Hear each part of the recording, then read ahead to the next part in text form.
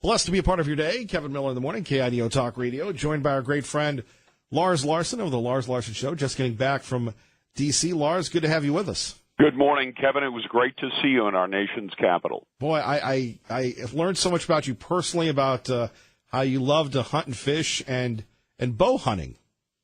I do. In fact, I've had a bow for a couple of years, and embarrassingly, I've not gone hunting with it. But then I didn't think I was good enough with that bow to be able to do it. And so I practiced. A friend of mine said, let's go bow hunting. He bow hunts all over the world, literally. And so the end result was we went, and I got my first buck. And it was one heck of a lot of fun. So if you haven't done it, or if you have that bow that's collecting dust somewhere, make sure you pick it up, go out, practice, get a good target, and get some good advice from people, and there you go. Indeed, of course, it seemed like they were bow hunting Judge Kavanaugh last week. Yeah, they were. They were trying to put one right through his heart. The funny thing is, they were shooting without a quiver full of arrows, to follow the metaphor, Kevin, because what do they have to attack the man with? And what they tried to do instead is something, and I really fault our business for not explaining this better, because you'll hear that, well, all they want to know is what his position is on various issues. And, Kevin, I've known this since the first time as a reporter I started talking to judges probably 41 or 42 years ago. A judge, and I would say something stupid because I said lots of stupid things back then. I'd ask, so, Judge, if a case came in front of you with XYZ circumstances, a drunk driving case, a gun case, a murder case, how would you decide that? And he'd say, Lars, he'd patiently say, Lars, I can't tell you that because as a judge, I'm supposed to be a neutral third party in that courtroom to make decisions both for and against both defense and prosecution. And if he were to say, every time a drunk driver comes in front of me, I don't care if a man accused or a woman accused of drunk driving comes before me, I'm throwing him in jail. Well, then he's taken a position, and every lawyer in town can say that judge is biased before he walks in. He is prejudiced, right? He is prejudging the case. Well, prejudice among human beings is a natural, part of what we do. We're all prejudiced in one way or another. But for a judge, he cannot be professionally prejudiced. He can't tell you if I get a case involving abortion or if I get a case involving a businessman who's embezzled money. If he tells you what his decision would be in particular kinds of cases before he's even seen the case, he can never hear that case. Well, that's what these Democrats were trying to trick this judge into doing, was taking a position on Roe v. Wade, on Obergefell, the gay marriage decision, on any of these things. The judge isn't allowed to do that. So it's a giant game of gotcha, and fortunately, Brett Kavanaugh is such a smart guy. I mean, imagine this. Some of the members of Congress are lawyers, too, but they're sitting there saying, Judge, I remember a case involving, and they would state a couple of the circumstances, and the judge would say, and he'd state the name of the case and give all the details. That man has a really, really sharp mind, and he knows the subject matter well, better than the people who are asking him questions. So, he ended up, I think, doing just fine. He will be confirmed, and this, for the Democrats, is the end of they're in real trouble, because if you've noticed, Kevin, many of the things that Democrats want to get done, whether it's at the local level, at the state capitol in Idaho, or at the national level in the Congress, they have not been able to get done, no matter what it is, gun control, whatever, pick your subject. Even when they're in the majority, they can't get it done. So they've said, well, we can't get it done at the legislative level, so we'll take it to the courts. And they've managed to have a lot of law invented by the courts. And the problem now for them is once Kavanaugh is confirmed, even if Donald Trump doesn't get another pick in his first term, he's almost certain to get another Supreme Court pick in his second term, which I believe Donald Trump is going to win based on his success as a president. You may not like his personal style, but he is successful for this country. We hired a good leader.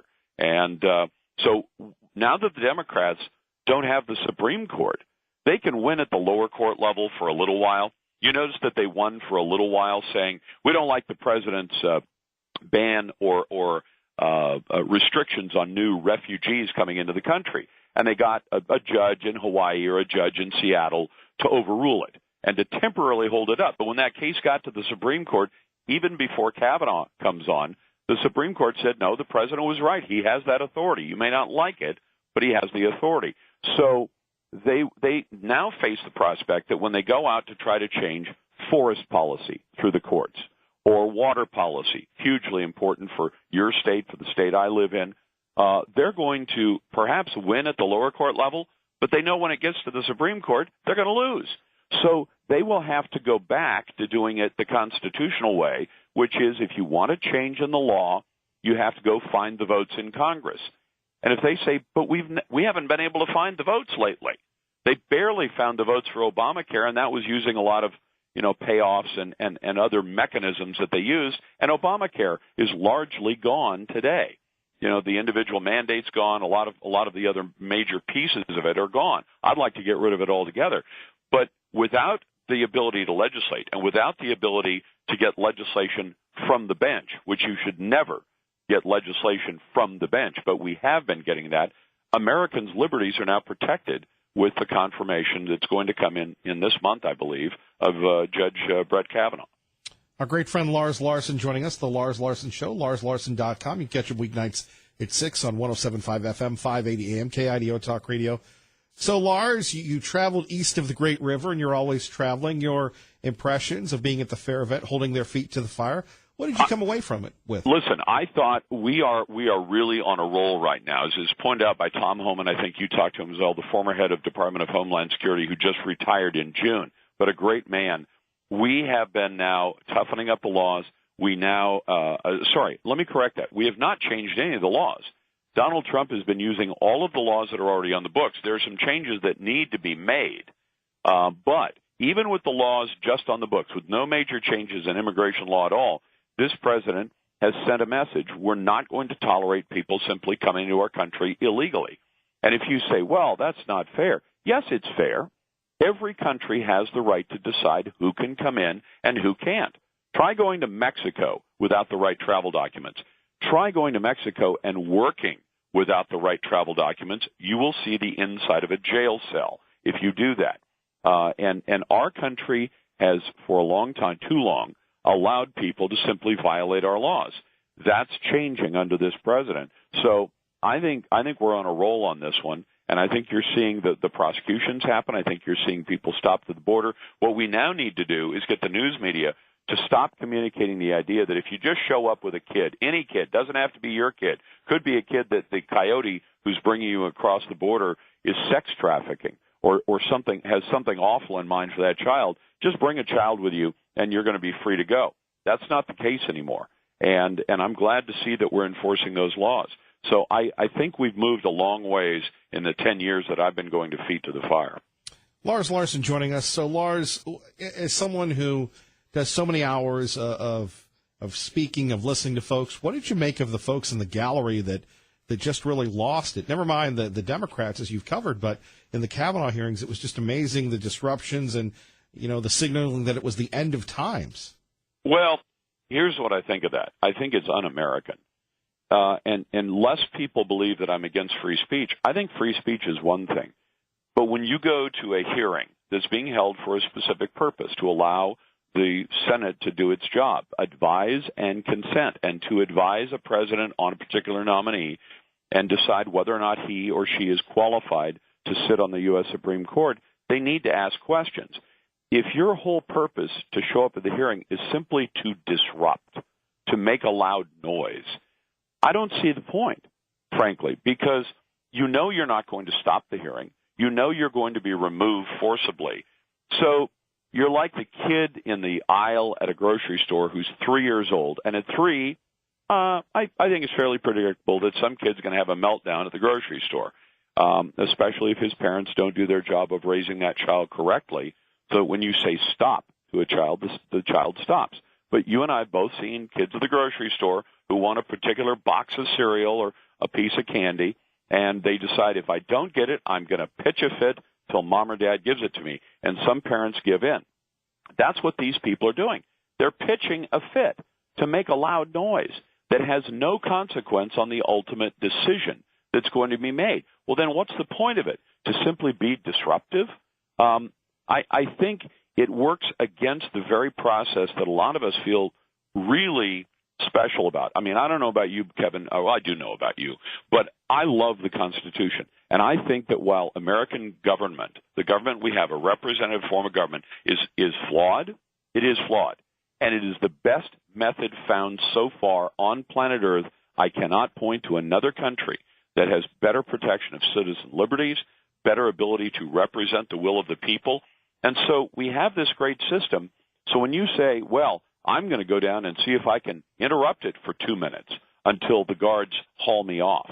If you want to stand outside the Congress with a sign for the next, 6 years during Donald Trump's 2 terms in office, go ahead and do it. You have a right to do it. But if you want to go inside and simply disrupt what's going on inside of that chamber, knowing you'll have no effect, but knowing you'll cause, I don't know, I thought the saddest thing in the world, Kevin, not the saddest thing in the world, the saddest thing at that hearing was when Brett Kavanaugh, Judge Kavanaugh's family, was in the gallery, and his children, young children, were in the gallery. And finally, the children and mom and the kids had to leave. It got so ugly in there. Now imagine a process where, you have decided to engage in ugly behavior. You know it's not going to change the ultimate outcome. And it becomes so ugly that a man's family who's come to see him do something historic, become a member of the U.S. Supreme Court, and that it becomes so nasty inside that you're forced to leave the room. Now, Kevin, that's just awful. And I don't think these people have any consideration for themselves. They want to stand and scream and shout because perhaps it's cathartic for them. Well, these delicate little snowflakes that can't stand the fact that America made a choice that they didn't like. Do you know what they're like? They're like Serena Williams on the tennis court this weekend, wow, who got a result she didn't like, and so she threw a tantrum. She screamed and yelled and called the umpire a thief and got a penalty for it. She broke her racket. Now, Kevin, if you had a caller who called you up and said, yeah, my son or daughter got so angry that he took his guitar or his tennis racket or he took a baseball bat to the side of his automobile, and what do you think of that? I think you'd say you're a poor parent, and that kid needs to be disciplined to show him that this is not how people behave past the age of 3 in the cereal aisle at the grocery store. Lars Larson joining us. Always great to see you in D.C. Lars, finally, what are your thoughts on the midterms? You're very objective about this. Historically, it's going to be tough for the Republicans to maintain the majority. You've got a ton of retirements. You've got the media with this alleged blue wave. You're in touch with people nationally as well as regionally in the Northwest. What's your take on it so far? Kevin, this one's going to be a tough one to call because we need to get Republicans to get out and vote. If we have a good showing at the polls around America, there will be no blue wave. But I'm worried that many Republicans think we voted Donald Trump in, and things are going well. Things are more comfortable economically and in many other ways than they were 2 years ago. I can afford to kick back and relax. In a representative form of government, you can never kick back and relax. You have to make sure that you stay on your game. And if we show up at the polls, this will be a big win. I think the Democrats have a tough road to hoe for 2 big reasons. Number one, everything is going well. We have North Korea that just had a military parade this weekend. Didn't have any ICBMs in the parade as they always do. Why? Because they're talking about denuclearizing. Now, somebody might properly say, well, Lars, talk is one thing. What are they doing? Well, they've done a few small things, and I'll wait, and I'm very suspicious of North Korea. But it may be that North Korea has finally realized that if they keep going down this path, they're going to be destroyed as a country, economically, if not militarily, as they present a threat to the world. So you have a president who's achieved great things.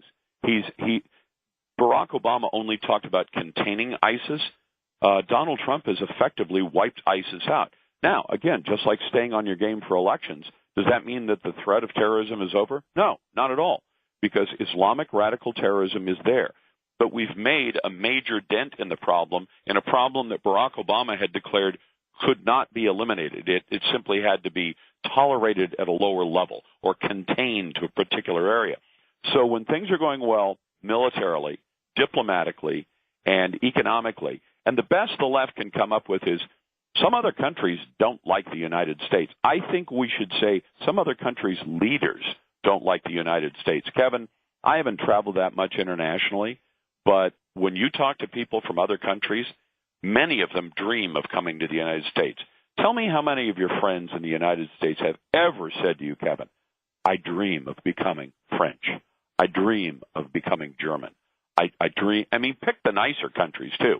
Don't say, I know nobody is saying I dream of becoming a Yemeni or a Sudanese, because there are some real, to use the word the president used apparently, S-hole countries in the world that nobody wants to go to.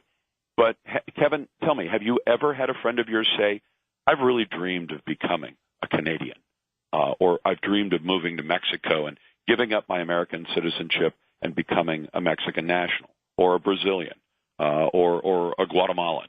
You ever had that happen? Ever? No. Neither have I.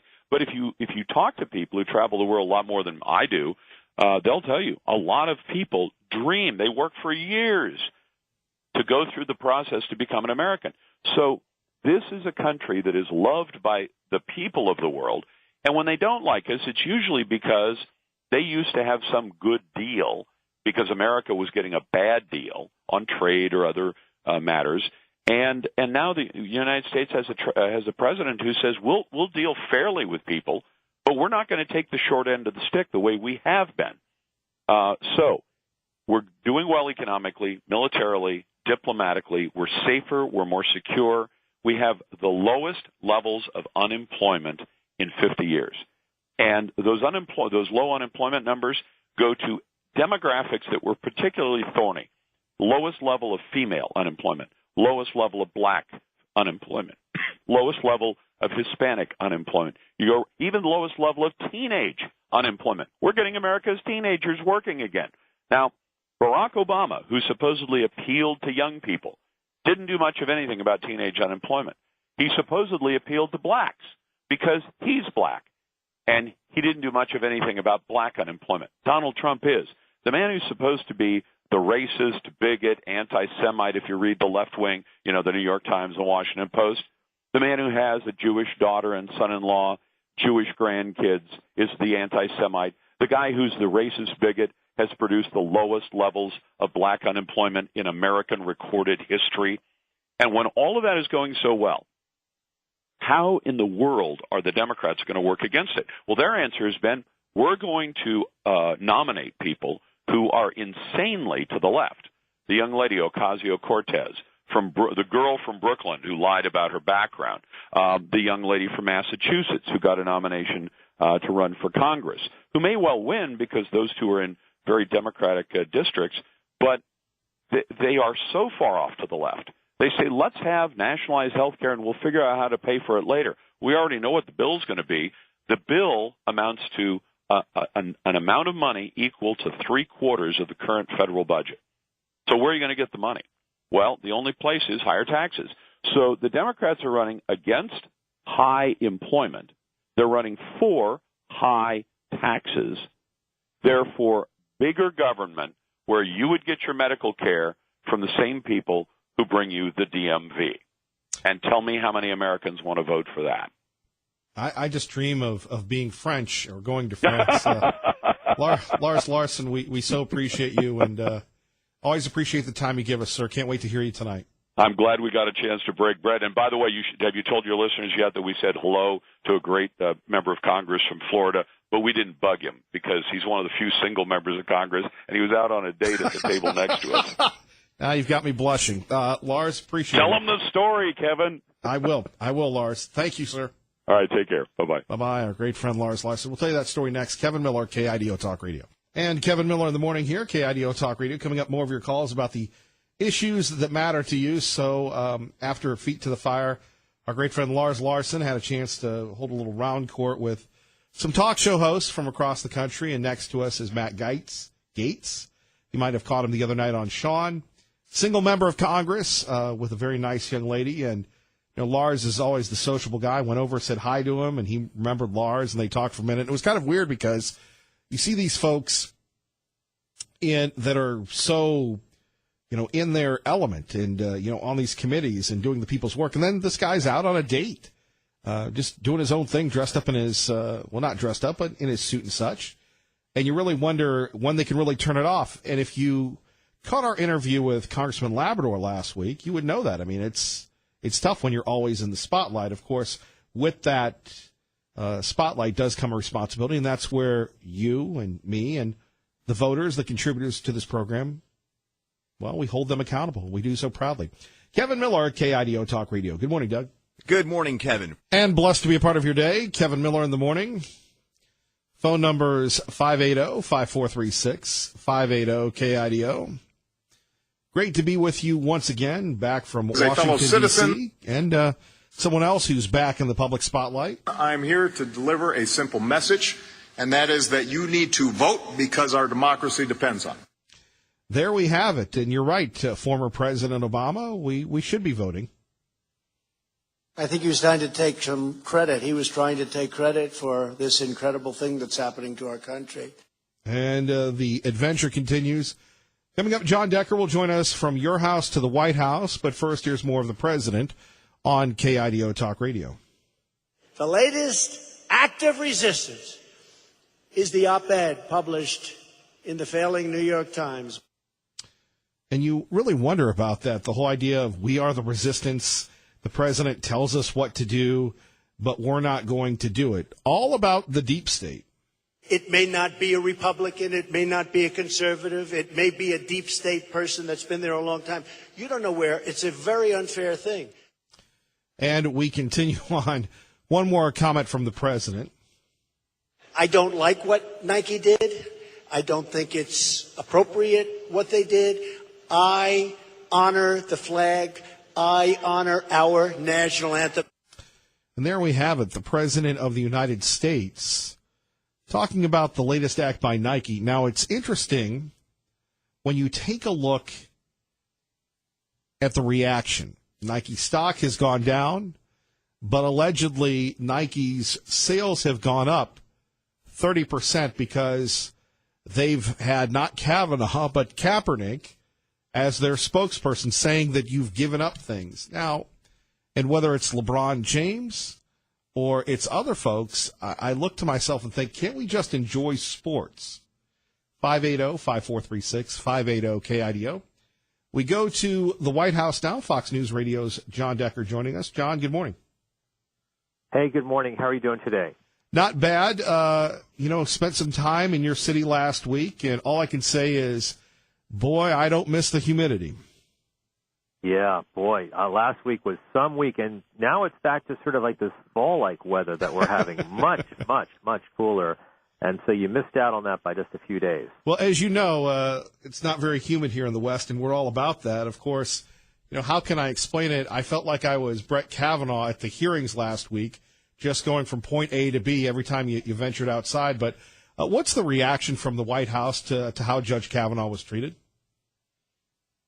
I think he was treated as, would be expected. After all, this is a nomination which will certainly push the court further to the right, make it more conservative. So that's the reason why Judge Kavanaugh got such tough questions from Democrats last week. But I don't think, Kevin, they landed any punches. I think that over the course of the 3 days that he was there in the Senate, taking questions from senators, that they exposed any problems for him. I think he's headed for confirmation and likely along a party line vote.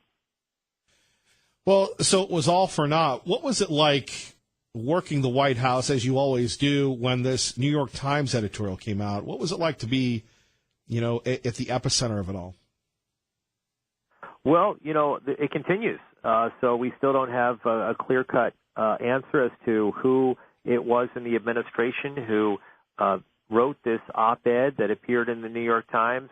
The president says that his team is looking into it. I think it's more of an internal effort rather than the Department of Justice. After all, it may have been a betrayal for this person to write this editorial. It wasn't illegal.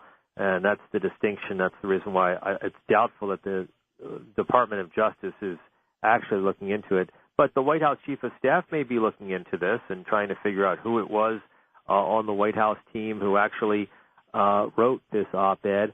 I don't know if they'll ever have an answer because it's pretty clear to me the New York Times is going to protect their source. Indeed. What's Bob Woodward's book coming out? He's doing the media tour. How is he looked at in Washington, D.C. press circles and governmental circuits? It's a rite of passage that Mr. Woodward writes a book about every administration. What's it like, again, being part of that community? How is he viewed? Well, I mean, he's a legend. I don't think you even have to be a part of the community to know that. After all, his reporting about Watergate helped bring down President Nixon and the Nixon administration, and that's pretty remarkable. So there's no doubt about it. He is the most famous journalist in this country. And when he comes out with a book, especially a book about this White House, it gets a lot of attention. It's getting a lot of attention, and he's doing the rounds promoting this book. I have no doubt, Kevin, that it will be a bestseller. Indeed. John Decker, and finally, something maybe you'd rather talk about, Serena. What's that? What happened? Oh, wow.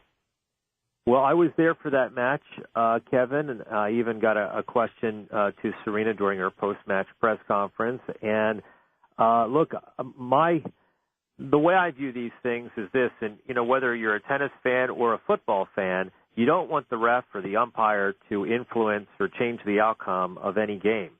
And, they should sort of, be anonymous to a certain extent. You shouldn't really know that they're even there.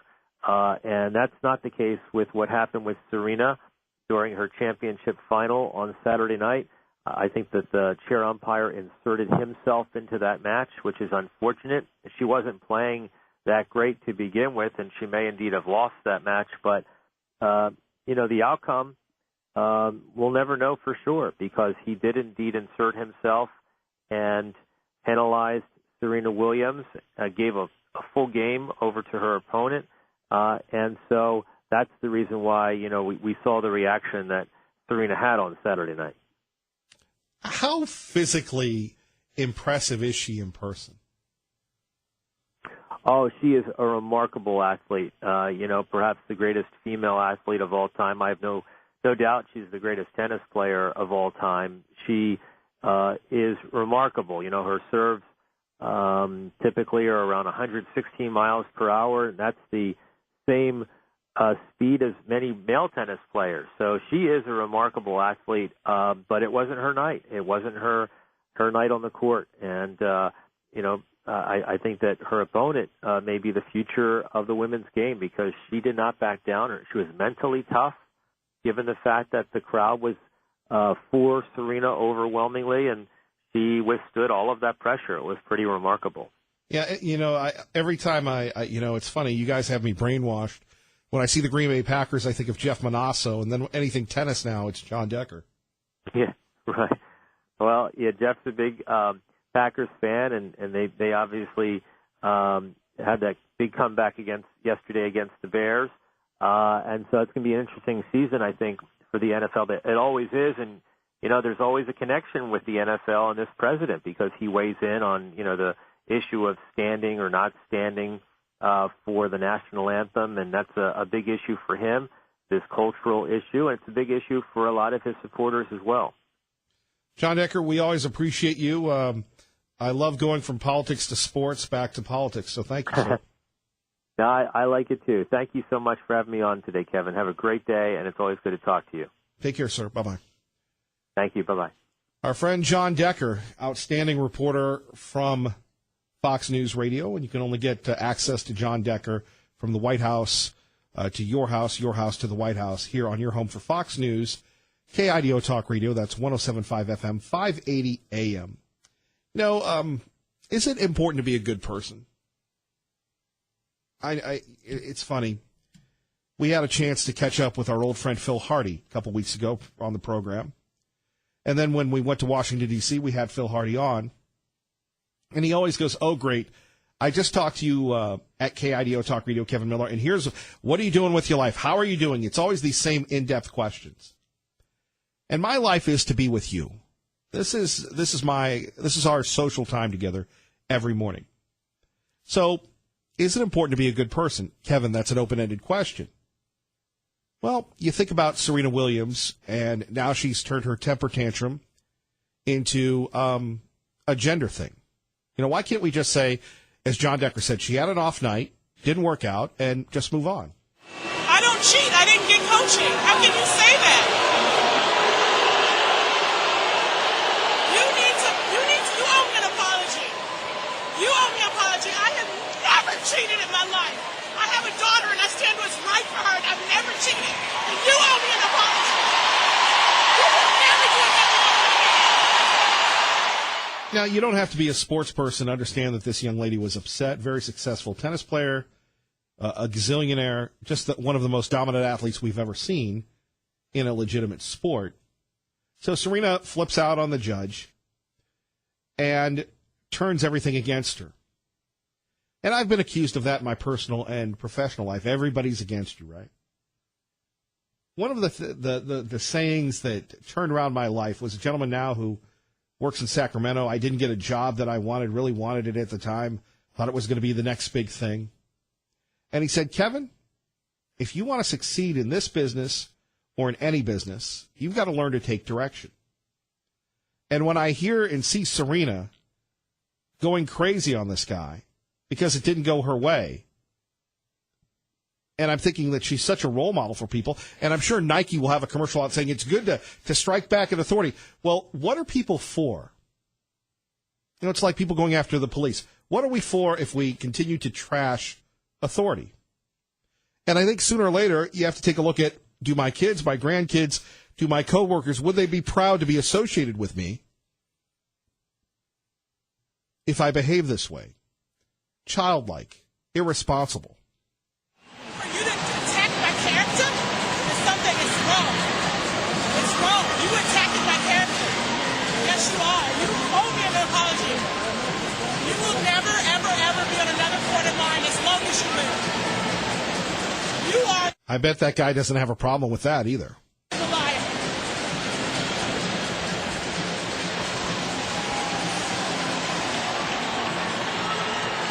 When are you going to give me my apology? You owe me an apology. Say it. Say you're sorry. Well, then don't talk to me. Don't talk to me. There was Serena trying to get something. The guy just wouldn't budge. And he really shouldn't have. Her behavior was inappropriate. Now you have people like Billie Jean King and others saying, well, the men do it, and the men get away with it, so it's sexist. Can't we just say that this young lady, incredibly gifted, she was wrong? Sometimes you have to cowboy up and admit your wrongdoing. So when I talk about, is it important to be a good person, there's something happening today, and you may not think it's that big of a deal, but I think it really sheds light on the hypocrisy that many people, many progressive liberals and conservatives, all of us live through, and that's the mirror of hypocrisy. CBS says it will pay up to $120 million to former chief executive Leslie Moonves if an internal investigation into allegations of harassment fails to provide grounds for dismissal.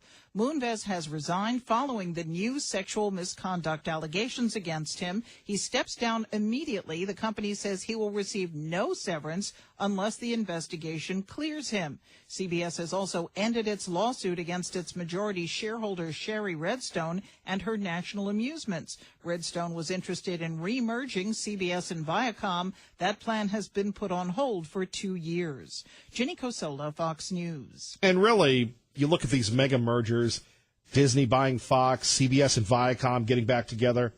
Les Moonves was a legend. Les Moonves was the gentleman who ultimately fired me from Pittsburgh. And the hypocrisy of CBS, and maybe this is true in just about every place we live. So if you have a good workplace, if you work for a faith-based group, you are truly blessed. Hypocrisy. When you worked at CBS, they went through this extensive sensitivity training, whether you were Katie Couric or Kevin Miller or David Letterman, whomever, didn't matter. You went through the training, and you better adhere to it. It's all about being politically correct. I could be called a racist because of my race. and I could say things on the radio, but you would have people that would lodge charges against me. It was a horrible place to work. And it's sad because they're some of the most iconic radio stations in the country. And so CBS, we don't tolerate anything. We're a house of inclusion. And even Stephen Colbert had Les Moonves on during his debut of his program. So you got to believe that Les Moonves, who left his first wife to marry his second wife, Julie Chen, who I believe her time at CBS will be over, who in my opinion went from really not doing anything to being the star of the network because she married the boss. That's CBS's own meritocracy, right? How many of us can relate at work, whether it's nepotism, whether it's something else that we all deal with, right? Favoritism. So Moonves tried to stop Rowan Farrell from his reporting, threatened him just like Harvey Weinstein. It didn't happen. Rowan Farrell is probably not a conservative, but he's a darn good reporter. And as I was mentioning this to Lars Larson the other day, where do these guys, whether you're someone as powerful and amoral allegedly as Les Moonves or Harvey Weinstein or somebody else, find time to be disloyal? I always said this about Bill Clinton, that if you would cheat on your wife, you would cheat on your voters. You would cheat everything else. You couldn't trust people. Now, again, people make mistakes. And, again, CBS is the network that kept David Letterman. When David Letterman had to out himself because he was being blackmailed, that he slept with his subordinates and gave them raises and gave them promotions. That's the definition of sexual harassment. Ethics, morality, faith, God, it is important. But it can't just be when things are going your way. You have to look at yourself like if you get some type of document or something that is damaging, it could benefit you if you, don't report it, but you have to do the right thing. No, it's important to do as I say and do, right? Not as do as I say, not as I do. Whether you're Les Moonves, Bill Clinton, David Letterman, and David Letterman, some of the most vicious smeared attacks on Sarah Palin because she loved God and she loved her family and she was a conservative and still is. These are just very mean people. So, yes, it is important to be a good person, now more than ever. Because the role models permeated, shoved down our throats in the media are the exact opposite of the ones that we grew up with. We're the last generation, and it's up to us to be the role models for this generation. More on that in a minute. Kevin Miller, KIDO Talk Radio. Is it important to be a good person? I believe that it is. And I believe that starts each and every day. That's why we try to live up to the values that we express daily on this program, 107.5 FM, 580 AM. I do want to remind you, promote our schools, secure our future. We are back. And I know some of you have sent me emails. Hey, Kevin, what about this school? What about homeschooling? Well, we're looking for schools, so you can email me, Kevin, at KIDOTalkRadio.com, brought to you by CapEd Credit Union and Team Mazda Subaru.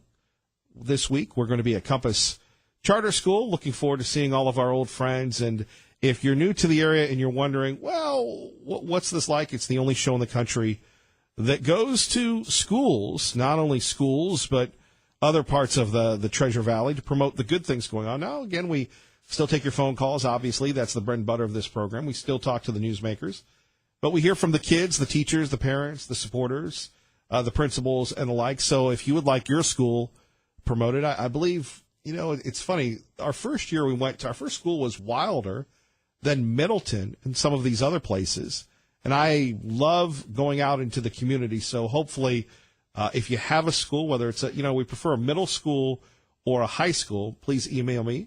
And you'll hear from Ray and Maya after that, Kevin at KIDOTalkRadio.com. This is I can't remember how many, I'll have to go back and look at the campaigns, but it's amazing.